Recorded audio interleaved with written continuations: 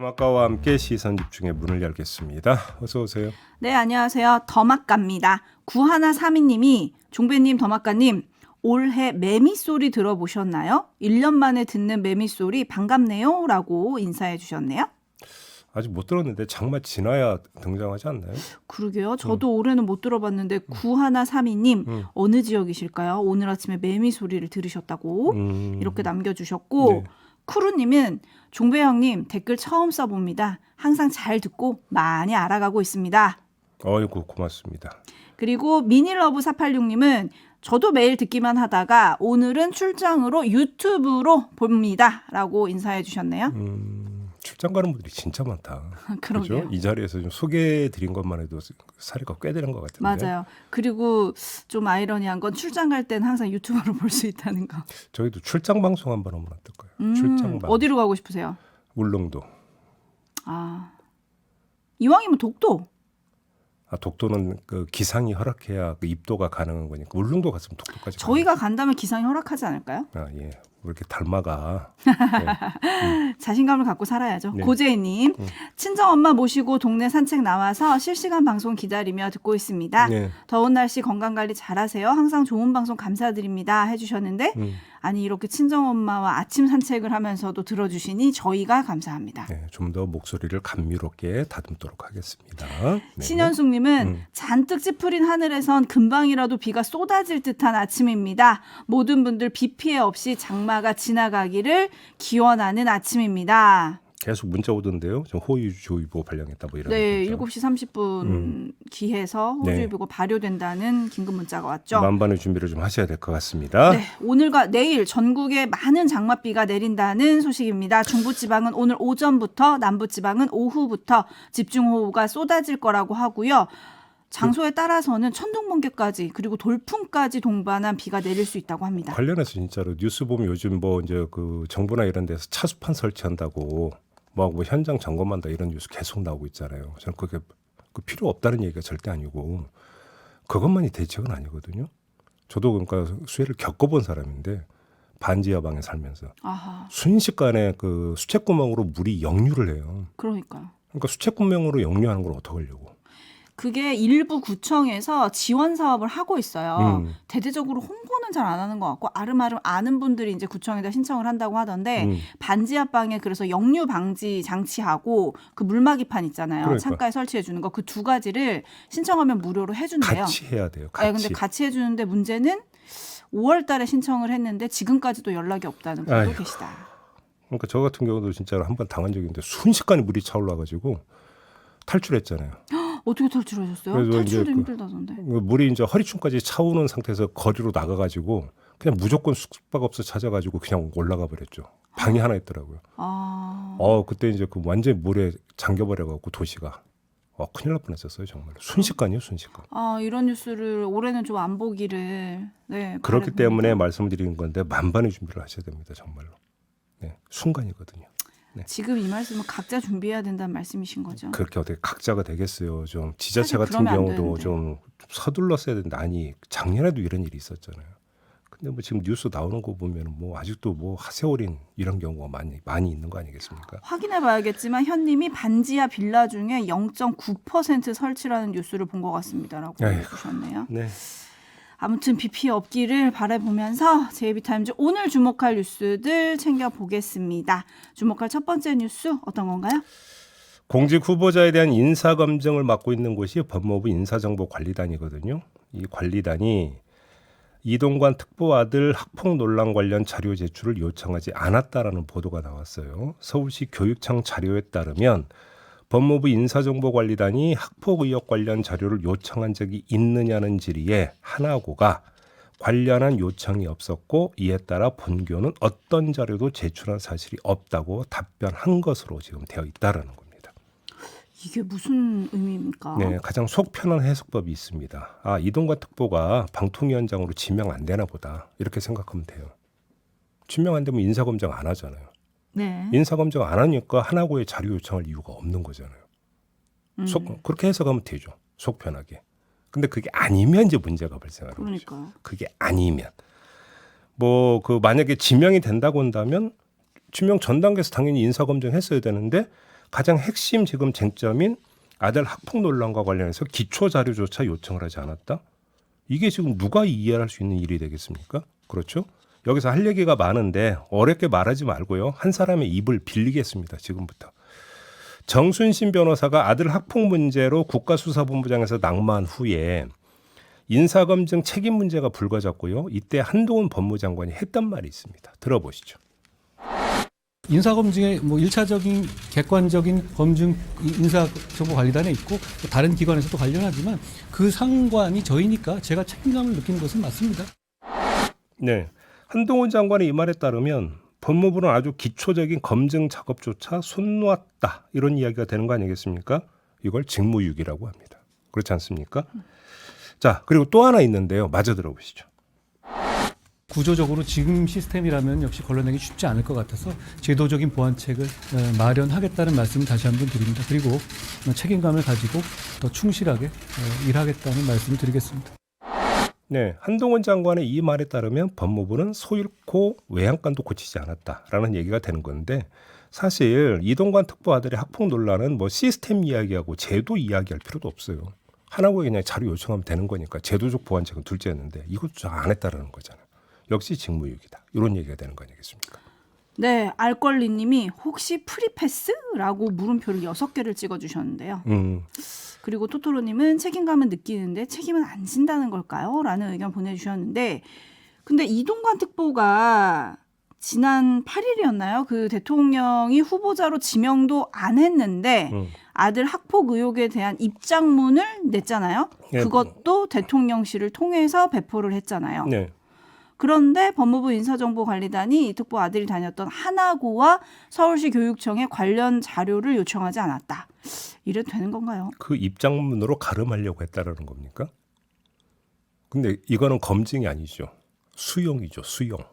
그렇죠? 그냥 해명을 수용한다. 이거밖에 안 되는 거 아니겠습니까? 그건 검증이 아니잖아요. 검증이 되려면 가장 기본적으로 크로스 체크가 돼야 되는데. 그러니까 하나고 그 학폭 관련 자료 당연히 이건 받아봐야 되는 거죠. 그래서 시중에 그러니까 나왔고 떠돌고 있는 거 보니까 그걸로 뭐 가름한다? 아니 공적 업무를 수행하는데 그런 식으로 하는 겁니까? 그건 아니지 않습니까? 그렇죠? 그러니까 이해가 안 되는 거죠. 설명이 안 되는 거고. 그리고 인사검증 문제가 지적될 때마다 그 이 자리에서 했던 얘기가 있는데요. 이거 좀 다시 하겠습니다. 검증 방식, 검증 능력 이런 것보다 더 중요한 게 뭐냐면요. 검증 의지예요. 검증 의지. 그러니까 아무리 인사권자의 인사 의지가 압도적이라고 하더라도 아니 되옵니다라는 자세를 가지고 불타오르는 검증 의지로 검증을 하면 얼마나 좋겠습니까? 근데 그게 안 되는 경우가 다반사다. 인사권자의 인사 의지와 검증 의지가 반비례하는 관계를 형성하는 게 현실적이다. 혹시 이번 경우도 그런 경우에 해당이 되는 것이냐. 이걸 봐야 된다는 것이겠죠. 네, 근데 이 관련 뉴스를 보도한 기사의 마지막 문장이 이렇더라고요. 법무부는 인사정보관리단의 업무에 대해 말하는 것은 부적절하다면서 답변하지 않았습니다. 책임감 느낀다면서요. 응? 책임감을 갖고 충실히 일하겠다고 말씀드리겠습니다라고 한동훈 장관이 이야기했잖아요. 기자들 앞에서. 그럼 밝혀야 되는 거 아닙니까? 그러게요. 그리고 담쟁이 넝쿨님이 이렇게 촌철을 보내주셨네요. 이동관 특보 입장문을 배포한 건지 배포를 부린 건지요?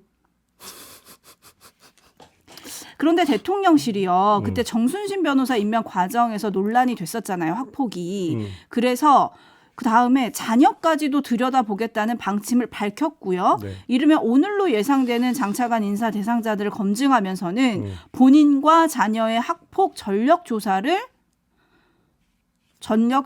적용한 것으로 전해졌거든요. 네. 근데 이런 보도와 지금 이동관 특보에 대해서 법무부 인사검증단이 이걸 요구하지 않았다는 게 앞뒤가 안 맞는 것 같은데. 그러니까 이 모든 어떤 앞뒤 안 맞는 현상을 일거에 해결할 수 있는 유일한 방법은 그것밖에 없다니까요. 아, 지명이 안 되나요? 지명 안 하나 보다. 아, 오늘 안 나오는 거 아닐까요? 지명 안 하나 보다 해서 정말로 지명 안 하면 이 모든 게 그래서 그랬구나라고 그러니까 정리가 되죠. 근데 지명을 하면 어떻게 됩니까? 엄청 꼬이는 거죠. 한번 시선 집중하겠습니다. 그리고 오늘이죠. 이제 통일부 장관과 권익위원장 등 개각 발표가 오늘 있을 걸로 보이는데 네. 아침에 조간을 보면은 장미란 전 역도 국가대표 선수가 문체부 2차관에 깜짝 발탁됐다. 이런 소식도 지금 전해지더라고요. 네, 보도가 나오더라고요. 네, 그리고 19개 부처 중에서 13명 안팎의 차관이 교체될 예정이다. 이런 뉴스가 있는데요. 오늘 나올지 한번 시선 집중해 보겠습니다. 네. JB타임즈 다음 주목할 뉴스는 어떤 겁니까? 무토 마사토시 전 주한 일본 대사가 있습니다. 우리에게도 낯익은 사람인데요. 이 사람이 일본 경제 매체 다이아몬드 온라인에 글을 기고를 했어요. 근데 이 글에서 한국을 비하했다고 합니다. 몸은 성인이지만 정신은 청소년에 머물고 있다. 이렇게 비하를 했다고 합니다. 한국이 경제 지표로는 일본을 웃도는 것도 있지만 국내 정치는 여전히 선진국이 되지 않았다. 이렇게 평가를 했고요. 세계의 흐름에 관심이 없고 남북, 민족 등 좁은 관심사에 집착하는 내향적인 정치 세력이 존재해서 한국은 글로벌화에 부담이 크다. 이렇게 비난을 했다라는 건데 한국의 내향적인 정치 세력으로는 민주당을 지목을 했다고 합니다. 민주당이 잘못된 역사관을 고집해 사과와 배상을 지속적으로 요구하고 있고 후쿠시마 제1원전 오염수 방출 문제로 선동을 반복하고 있다. 이런 취지의 주장을 했다는 겁니다. 이거 망발 아닌가요? 자, 요런 글에 바로 화내면 말리는 겁니다. 이럴수록 냉정하게 접근해야 되는데 무토가 청소년 수준으로 평가한 건 결국 과거사와 오염수 문제예요. 그렇죠? 즉 일본 이익에 반하는 것들입니다. 그러니까 자기 나라 이익에 반하는 것을 한국이 그리고 한국 야당이 주장한다고 해서 청소년 운운한 건데 이런 논리 전개를 자기 본의적 재단이라고 하는 거고요. 이런 감정 상태를 밴댕이 소갈딱지라고 하는 것이다. 이런 말씀만 드리도록 하겠습니다. 악플보다 무서운 게 무플이라고 하잖아요. 네. 촌철님들의 반응은 전해드리지 않겠습니다. JB타임즈 다음 주목할 뉴스 어떤 건가요? 그러니까 좀 섭섭하긴 하네요. 네, 넘어가겠습니다. 네. 서울경찰청 금융범죄수사대가 지난 26일 김건희 여사의 도이치모터스 주가 조작 의혹 사건과 관련해서 자본시장법상 미공개 중요정보 이용 혐의에 대해 혐의 없음으로 불송치 결정을 내렸다고 합니다. 다만 시세 조정 혐의는 계속 수사 중이다 이렇게 밝혔다고 하는데요. 경찰의 이런 결론은 민주당 검찰 독재 정치탄압 대책위원회가 지난달 11일 김건희 여사를 경찰에 추가 고발한 데 따른 것입니다.